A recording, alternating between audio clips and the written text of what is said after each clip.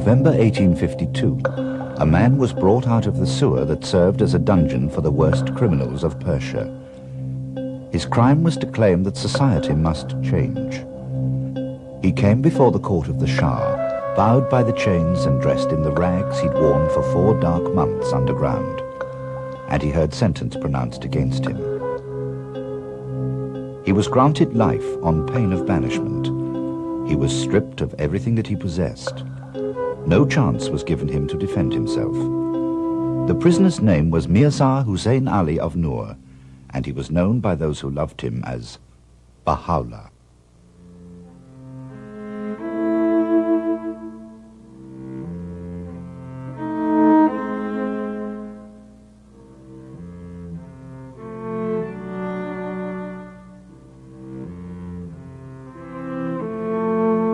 Baha'u'llah was a nobleman with revolutionary ideas. He was a prince who defended the oppressed, and many called him the father of the poor. It was because he posed a puzzle to Persian society and was a threat to power that he was exiled on foot and dispossessed of all across the mountains from Tehran to Baghdad, the first of many banishments. But the king who banished him did not know that this prisoner carried a secret more weighty than his chains.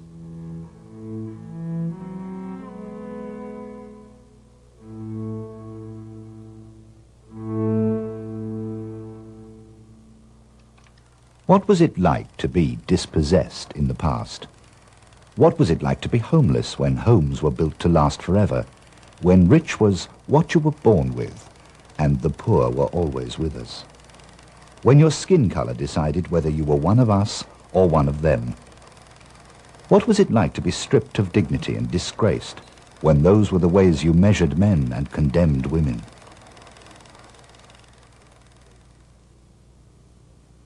When Baha'u'llah was exiled in 1852, he was among the dispossessed of the earth, the rejects of society, stripped of dignity, deprived of belongings and doubtful of themselves.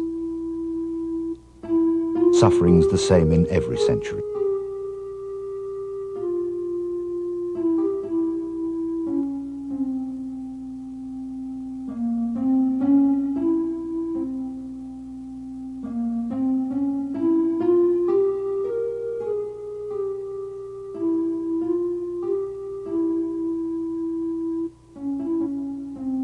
We found no more than a handful of souls, faint and dispirited, nay, utterly lost and dead.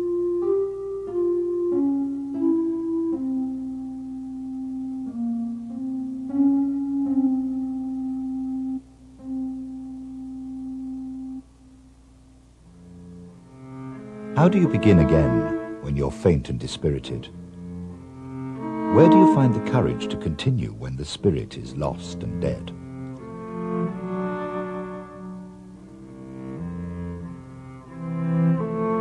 Regeneration is not easy. It doesn't always depend on welfare. It isn't always provided for by social security. Something more than a paycheck must revive the heart, resuscitate the soul.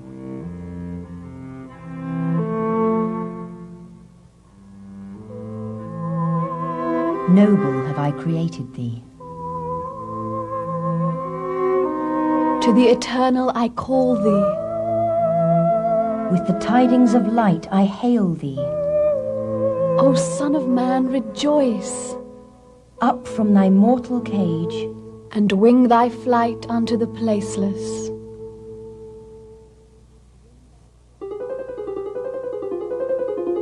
Guided by Baha'u'llah, the exiles in Baghdad revived. They regained faith in themselves and in the power of change.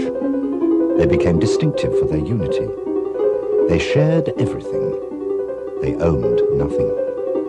They came into possession of their true selves. A community began to emerge in Baghdad that Baha'u'llah claimed had the power to change the world.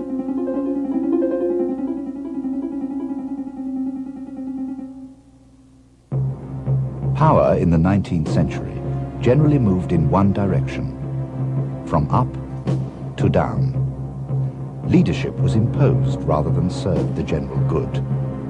Authority was absolute, and those who wielded it did so absolutely. But in the middle of the last century, when Napoleon III was re-establishing one empire and the British were expanding another, a new kind of power was emerging which had nothing to do with empires.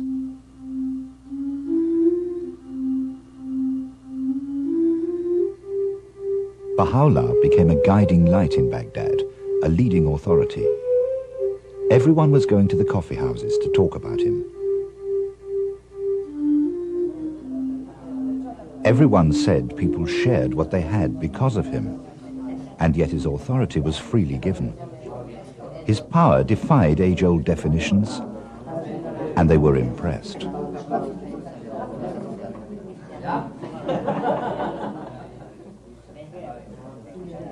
But he was envied as much as he was admired. The well-known Mirza Hussein Ali of Noor is in Baghdad, and many have gathered round him with sudden expectations. And soon the rumors began to circulate among government officials and ecclesiastic leaders. He's surrounded by nearly 200 followers. Secretly prompting and misleading foolish persons and ignorant weaklings. If he could only be arrested, the rest of them will be scattered. They number more than 3,000. He's becoming stronger, hour by hour. The situation is very dangerous. We cannot procrastinate any longer. I would request the removal of this source of mischief from a center like Baghdad.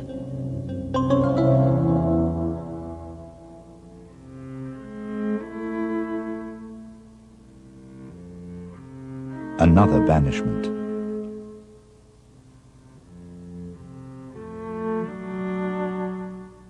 But on the eve of his second banishment, in a garden outside the city, Baha'u'llah made the most astounding claim of all. I am come to you, O people, from the throne of glory, and bear you an announcement from God. He said this message from God was expected by all the religions of the past. Every prophet hath announced this day, and every messenger yearned for this revelation. The religions were one, like the sun, he said. Just as they dawned in the past, so they would rise in the future. Every one of them is the way of God, connecting this world with the realms above. Each one of them is known by a different name, is characterized by a special attribute, and fulfills a definite mission.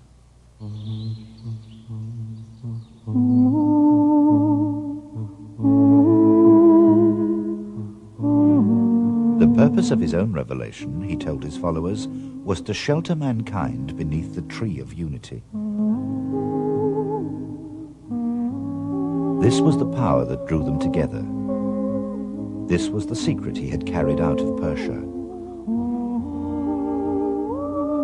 And it was going to change the world.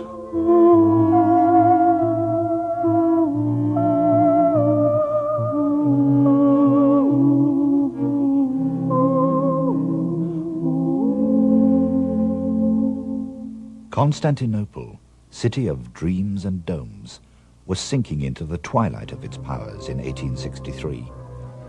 A dying empire among the growing nations of the 19th century. Anything new was very disturbing, and so it wasn't long after Baha'u'llah arrived, acclaimed by friend and foe on every side, that rumors began to circulate once more.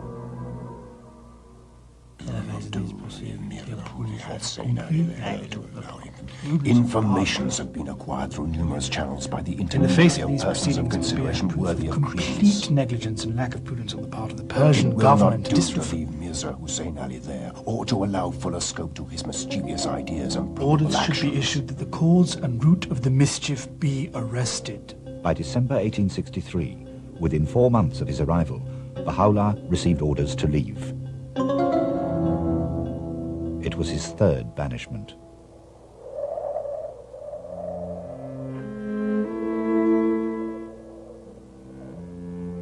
Another winter, another journey. They traveled under armed escort and on foot, with forced night marches through freezing rain and fog. A cold of such intensity prevailed that year that none could recall its like. to melt water from the springs.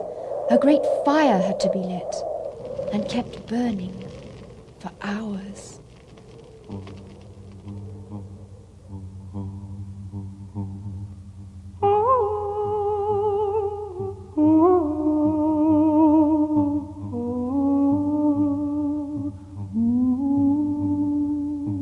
When they arrived in Adrianople, they were kennelled in cold and draughty houses before being brought to this building, now carefully restored.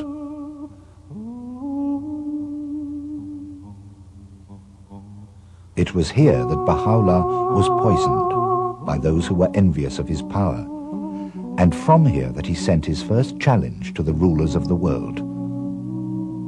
It was an outrageous thing to do by any standards. He was a prisoner, an exile. They were emperors and kings, but he had a mandate to fulfill, and a different kind of power.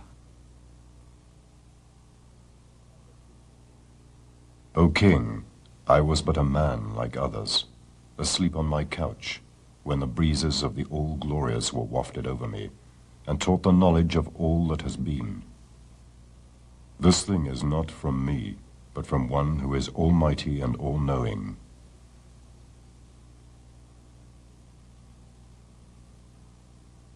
He challenged them to unite and fortify their alliances rather than their borders. O rulers of the earth, be reconciled among yourselves.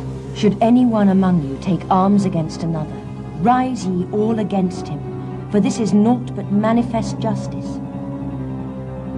He warned them against fundamentalism and intolerance. Religious fanaticism and hatred are a world-devouring fire, a desolating affliction, whose violence none can quench. He urged them to distribute wealth more evenly. Overstep not the bounds of moderation. Some possess of an affluent fortune, whilst others are in abject poverty. He drew their attention to human rights. Denied this right himself, he became the advocate of all who suffered from injustice. Know ye not why we created you all from the same dust? If ye fail to safeguard the rights of the downtrodden, what right have ye to vaunt yourselves among men? Finally, he warned the kings and rulers that if his solutions were ignored, the consequences would be dire indeed, for them and for their people. And his words have been echoed by the rest of us ever since. How long will humanity persist in its waywardness?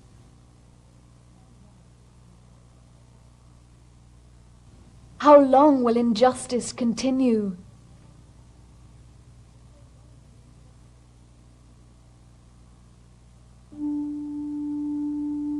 How long is chaos and confusion to reign amongst men?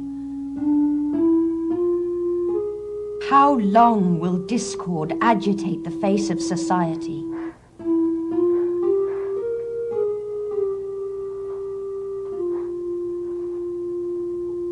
But the rulers at that time took no heed of his warnings. Tell the king that his territory will pass out of his hands, and his affairs will be thrown into confusion. Not I speak these words, but God speaketh them.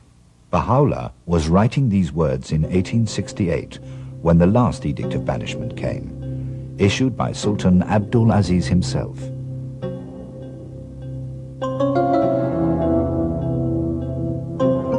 One morning, early, the house was surrounded by soldiers. Guards were posted at the gates. Everyone summoned for interrogations. They were ordered to make ready for immediate departure, but no one knew where they were going this time.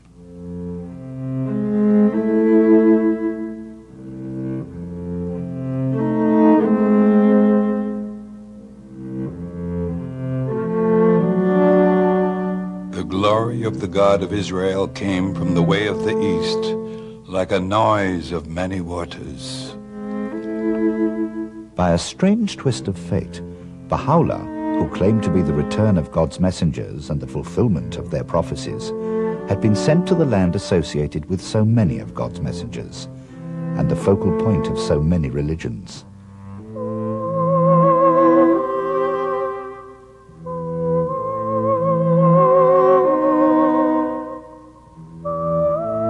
His final banishment had brought him to Akka in the Holy Land.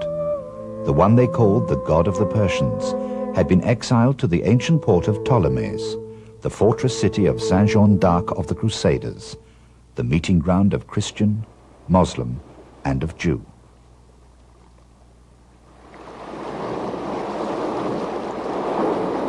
And here he was imprisoned for life among murderers and thieves in the penal colony of the Turkish Empire.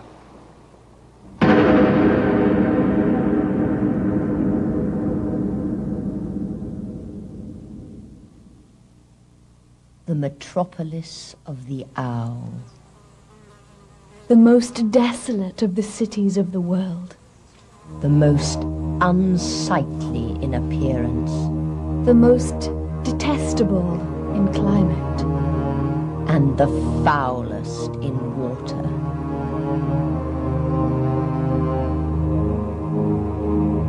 A darksome well. A blind pit. A place where no voice can be heard except the sound of the echo. Where all the gates of ease and comfort are shut against us, and thick darkness appears to have compassed us on every side.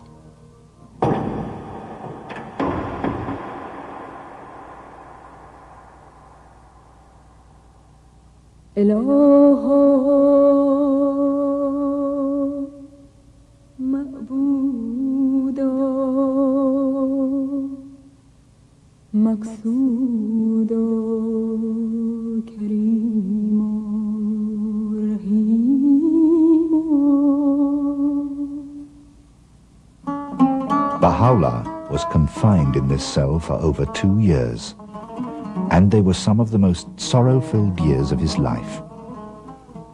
Isolated from all except his immediate family by the Sultan's decree, under strict surveillance and alone, he paced this room from wall to wall and knew it stone by stone.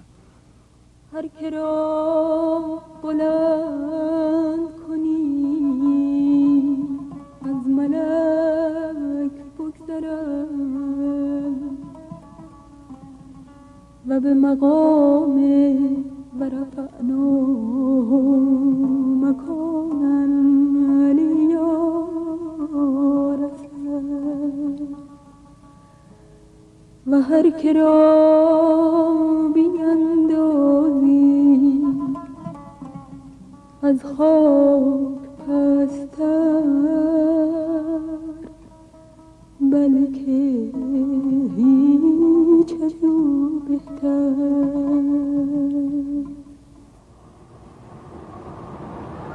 Baha'u'llah called Akka the most great prison.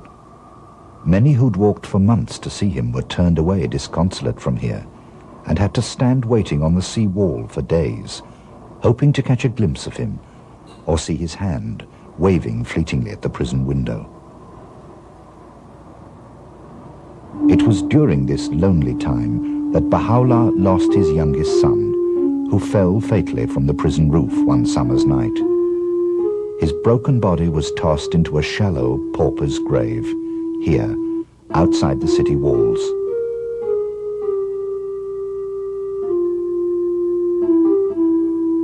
A brief life, a brutal death.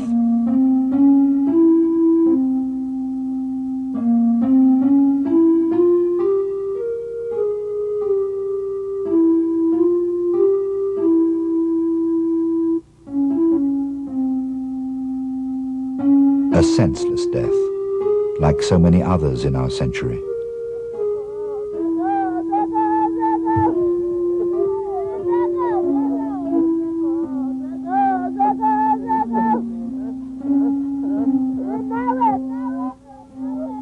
Thou seest me in this day shut up in my prison, and behold my son lying on the dust before thy face. I offered him up, O my God, as a sacrifice in thy path, that thy servants may be quickened, and all that dwell on earth be united.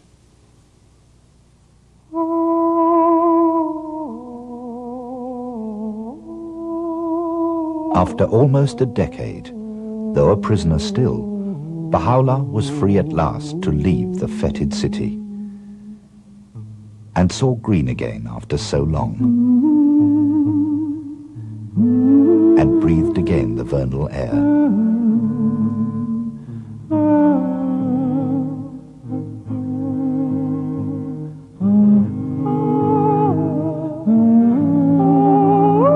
There was a mansion in the outskirts of the city, surrounded by an ancient grove of trees, and it was called Bahchi, which means Garden of Delight.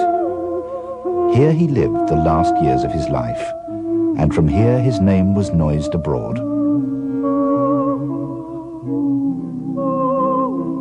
Some came to him for love, and some for envy. Many came for curiosity, and few for truth. But one rare visitor, an eminent scholar from Cambridge University, left us a unique portrait of the prisoner who would change the world.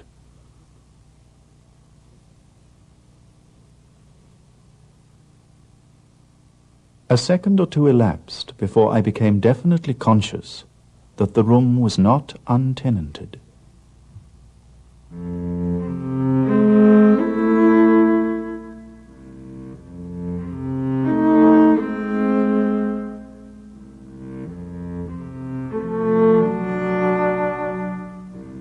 In the corner where the divan met the wall sat a wondrous and venerable figure. The face of him on whom I gazed I can never forget, though I cannot describe it. No need to ask in whose presence I stood, as I bowed myself before one who is the object of a devotion and love which kings might envy, and emperors sigh for in vain.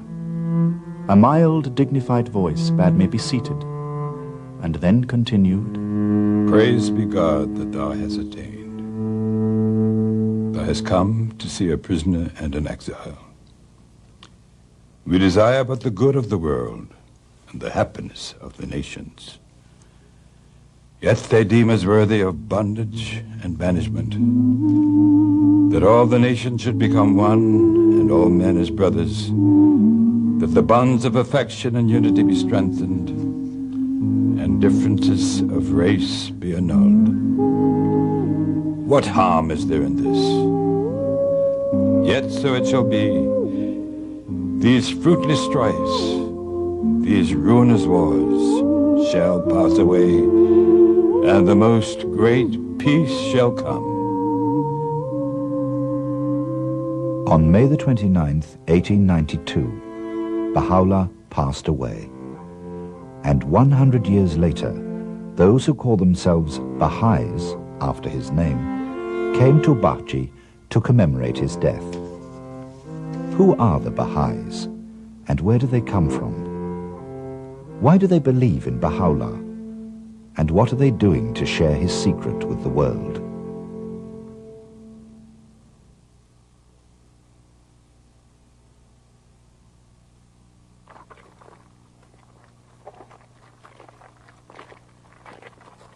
"100 years after his passing, the faith of Baha'u'llah has spread from Persia across the entire planet.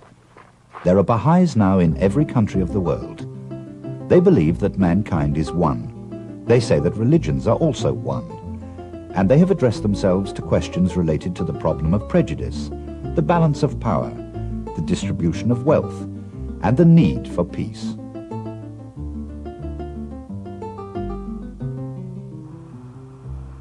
For Rick and Sandra Shickley in Washington, D.C., the most challenging of these issues is racism in the United States, a challenge which Rick faces as counselor to the Supreme Court, and Sandra has faced all her life as a black woman in white America. The challenge for me is how do I do that? How do I raise a child who recognizes that she is a part of the world, that she's a part of the black race, part of the white race, because that certainly wasn't how I was raised. But that's what I want to do for my child. I don't want her to be ignorant of the racial differences that still exist, that there is racial separation and there are racial tensions, and that she shouldn't be ignorant of that.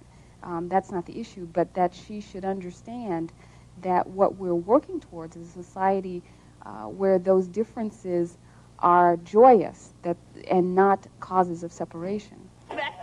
For Mona Grieser and Carol Subert, two women who have chosen to work together in their professions, the challenge of raising teenagers begins with racism and goes far beyond. Because it isn't easy to raise children to be open to other cultures and not frame opinions, to be world citizens rather than just black or white Americans. That's one of the biggest challenges. As our kids become older, the friends that they have that were multicultural before, that came from different races, different backgrounds. At a time when teenagers retreat into their cultural and ethnic identities, Baha'i parents are attempting to help their children do the opposite. To reach out. Washington is a city of extremes. Black and white, rich and poor, a city in which family life is easily eroded.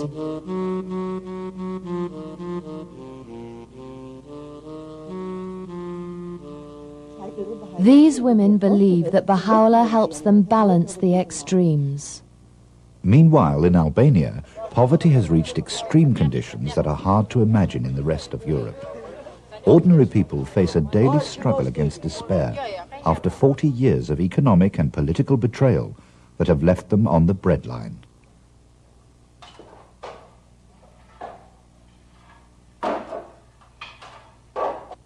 I have 4 children. I have raised them with suffering and great difficulty. In all this misery, and if I were to tell you the details, I'd just make myself more miserable. In all this time, I've tried to have hope. Perhaps for tomorrow, or the next day, or for a few weeks or months. Because this is not a life which lets us raise children. In fact, it would be better not to have children here.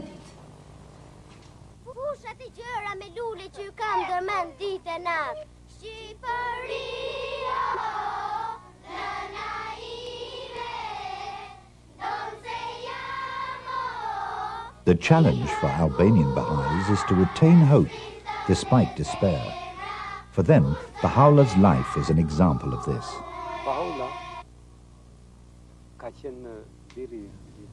Baha'u'llah was the son of a minister in the court of Persia and had the opportunity to be a wealthy man, but didn't accept it. Instead, he dedicated his life to the service of humanity and to the poor for the unity of the human race. We too are poor, utterly poor. And this faith has given us enormous strength to cope with the difficulties of these times.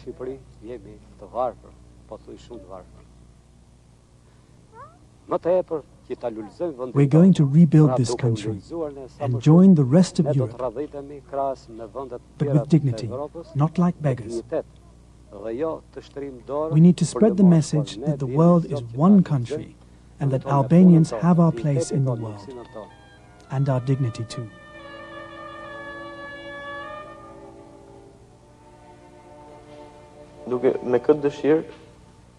I have faith in God and hope for the future despite all the problems, because spirituality helps us rise beyond space and time.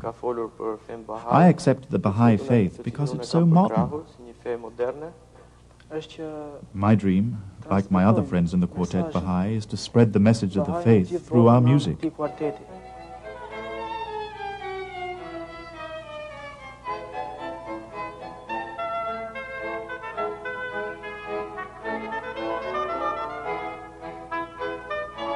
The Albanian Baha'is say their faith in Baha'u'llah can help them reconstruct their country. In Liberia too, a country torn by civil war, belief in Baha'u'llah has given new energy to the Baha'i community, just as it did in Baghdad so long ago. They used to have a radio station which provided programs of social and economic development all over the country. And I listened to Radio Baha all day long, and I liked it, and I love it. It helped farmers in their fields and women with their children. Do you sometimes listen to Radio Baha? Yes, all the time. How do you like it? I feel all right with it. And it was destroyed by civil war.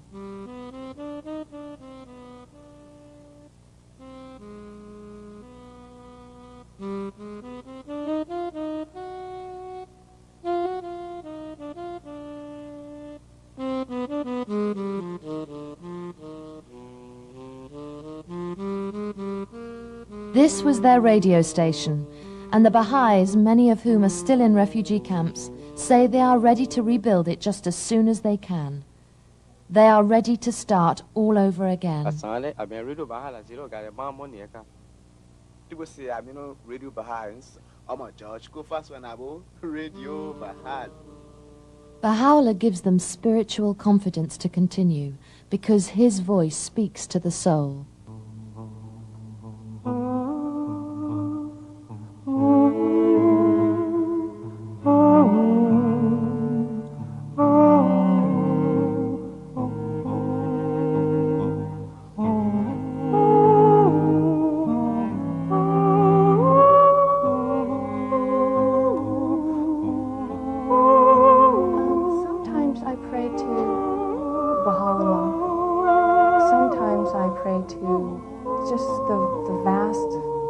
Above, it's in the air, and you feel there is a sense of being that will hear you. Chinese Baha'is, coming from a background of Buddhism, Taoism, and more recent communism, have also recognized an ancient spiritual power in the voice of Baha'u'llah. I have been a Baha'i for 3 years. Why I become a Baha'i? Because I think the Baha'i thought very close to the Chinese thought. So for me, there's no conflict between the understanding of Buddhism and the Baha'i faith. Like we draw a circle. The inside is our knowledge, and the outside is the unknown question. That is the beginning of the God. But that's something that the Marxism is lack of. I mean, they don't have a God. The younger generation, they start to realize the crisis. But on the other hand, currently, the Chinese younger generation, they are kind of the lost generation. The first time I heard about it is, I'm so happy. I was searching for religion, not only for myself, but also for China. Nauru is a painter whose work reflects the hieroglyphic language of his Nashi tribe. Baha'i and the Chinese Dao Tong, everybody together. His dream is to create a language through his art that can speak to everyone in the world.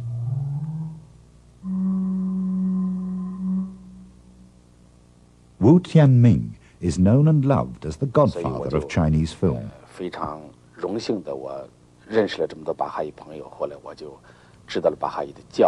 I'm happy to be a Baha'i now and to have met so many Baha'i friends. I want to work together with them to make this world a better world. Because these ideas are what I've always been seeking. In my films, too. Baha'i ideas about unity and tolerance, prejudice and power have become familiar to liberal-minded people all over the world. We accept them as common sense without knowing they're Baha'i. In fact, when the leaders of over 170 countries gathered in Rio this year, the Secretary-General of the Earth Summit addressed them in words that echoed those spoken by Baha'u'llah over 100 years ago. All of us have our own little communities to which we have loyalty. We have our families. We have our nations. But we now have to enlarge the circle of our allegiance and our consciousness to include the whole planet and to realize that we are first and foremost Earthlings. We inhabit this planet as one family of human beings. Baha'u'llah was imprisoned and banished by the kings and rulers of his day because he challenged them to accept this very solution. The earth is but one country, and mankind its citizens. Our leaders face the same challenge today. Suffering is always the same, but the difference is that now we hold our leaders accountable for the solutions. Leaders are, after all, responsible people. And I believe that they will realize that they have when they come together a collective responsibility for the future of all the people on our planet that will override their temporary and their short-term preoccupations. I do have faith that these leaders are good leaders, that they will exercise their historic responsibility in Rio. We have to believe that. It would seem we have to believe something. But who or what should we believe?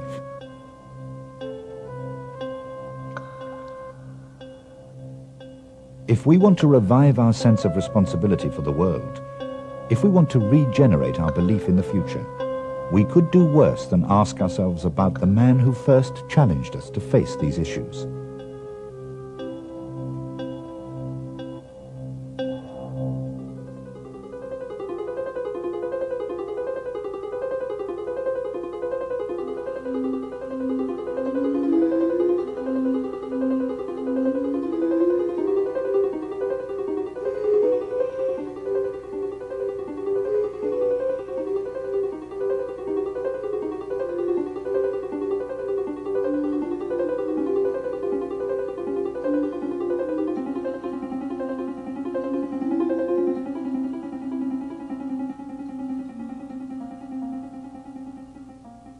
This year, the Baha'is are commemorating the passing of Baha'u'llah. They believe that he renewed the ancient covenant between man and the unknown. They believe his ideas are charged with a spiritual power that makes them more effective than mere reform. They revere him as the secret behind the changes in our century. Perhaps 100 years after his death, it might be timely to consider the nature of his power over the hearts of men.